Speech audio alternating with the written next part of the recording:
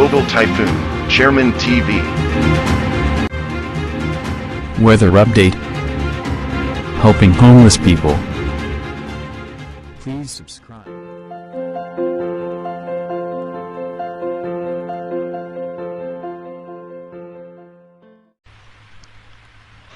Magandang gabi po, no? Ito po ang ating latest update para nga po dito sa lagay ng ating panahon.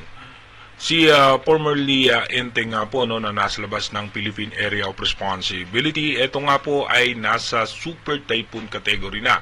Yung kanyang extension ng kaulapan at yung habagat ay patuloy pa rin nakaka-apekto po sa ating bansa. Yung extension ng kaulapan ni Yagi, no, ay apektado pa rin po niyan ang Batanes at Babuyan Island. Kaya asahan pa rin po natin na makakaranas po tayo ng mga posibilidad ng pag-ulan. Dito naman po sa may Pangasinan, Zambales, Bataan, Metro Manila, Cavite, Batangas, Rizal, Laguna, Oriental Mindoro, Occidental Mindoro, Cordillera, kasama rin po ang natitirang bahagi ng Ilocos Region, Central Luzon, Palawan, Quezon, Marinduque, Romblon at natitirang bahagi ng Cagayan Valley ay apektado po niyan ng habagat. At natitirang bahagi naman ng ating bansa ay apektado po ng thunderstorm. At yung minomonitor nga po nating low pressure area, no, na nasa labas pa rin po yan ng Philippine Area of Responsibility. Ito naman po, no, inaasahan nga po sa ating advanced weather forecast na posibleng malusaw yan at merong mabubo na panibagong low pressure area dito nga sa may eastern section ng ng extreme northern Luzon. At sa ngayon nga po, no, medyo mas bumaba pa nga yung posibilidad nito na mag-develop into tropical depression or mahinang bagyo. Nasa 20% chance na lamang po sa ngayon yung kanyang percentage ng posibilidad na pag-develop ng tropical depression. At yung isa nga pong mabubo na posibleng malakas na bagyo na mataas din ang tsansa na ubabot ito ng super typhoon category. As of now, ay ito po yan, nagbago ng bahagyan ng direksyon. Ito po ay posibleng mas umangat pa pagpasok ng Philippine Area of Responsibility. Kung sakali mang hindi ito maglalandfall, hahatakin pa rin po nito ang habagat na posibleng magdudulot ng matinding pag-ulan sa ating bansa. Dumako muna tayo sa ating rain map animation. Dito nga po, asahan natin na ngayon nga pong gabi hanggang madaling araw ay makakaranas nga ng pag-ulan ang malaki bahagi pa rin ng Luzon at ang western section nga po ng Palawan. Mamaya nga pong alas 5 ng madaling araw, asahan nga po natin makakaranas pa rin nga ng pag-ulan ang Luzon, ang Mindoro provinces, northern portion ng Palawan.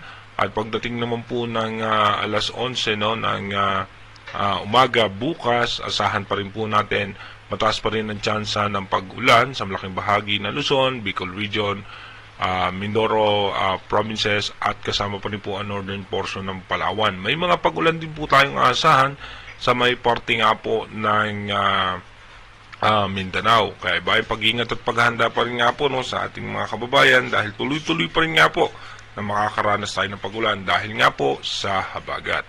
Dumako na nga po tayo sa ating advanced weather forecast. Dito nga po sa ating advanced weather forecast, no, ito nga po yung posibleng senaryo ng ating minomonitor na sama ng panahon.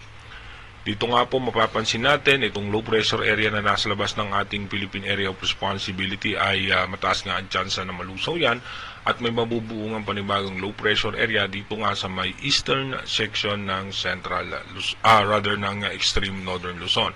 At ito nga po, no, ay halos sa mag-curve nga po yan, pabalik lang muli dito sa may parte ng Taiwan. At dito nga po ay as low pressure area. At asahan pa rin po natin na makakaranas ng pag-ulan ang parte ng extreme northern Luzon.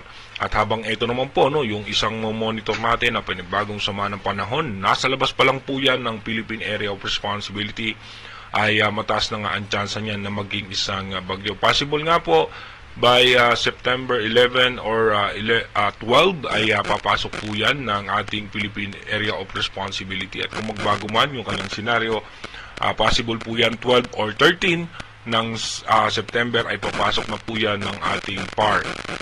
At kung mapapansin nga po natin, ay habang pumapasok yan ng ating PAR, ay mas lumalakas pa nga po yan, ay posibleng umabot na yan ng severe tropical storm hanggang typhoon category. At kung mapapansin nga natin, no, yung lawak ng kanyang diametro ay malayo pa lamang po yan sa kalupaan, yung pinakasentro niyan, ay abot na nga po niyan yung parte ng eastern section o eastern seaboard ng Bicol region, Visayas at ng Mindanao. Kaya iba yung pag-iingat at paghahanda sa ating mga kababayan, dahil makakaranas na naman po tayo ng matinding pagulan, lalong-lalo nga po kapag andito pa po yan sa may eastern section ng Bicol region at papalakasin po niyan yung habagat na magdudulot na matinding pagulan, pagbaha at pagguho ng lupa. Kung mapapansin nga natin sa latest update ng European Center, ay ito nga po ay umangat. Kung mapapansin natin, parang nangyari lang din po yan kay Bagyong Enteng na umangat pero bumaba ulit, patungo po yan dito sa may extreme northern Luzon.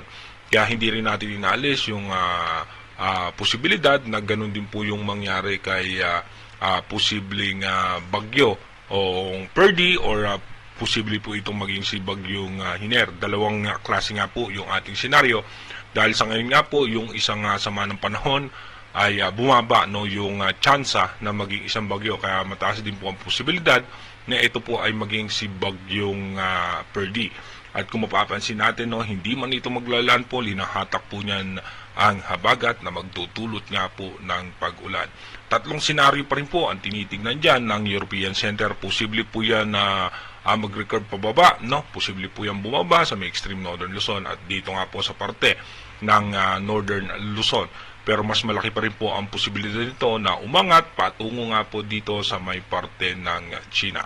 Again, inuulit po natin yung ating advanced weather forecast is possible scenario pa lamang po yan. Malaki pa rin po ang tsansa na magbago yan.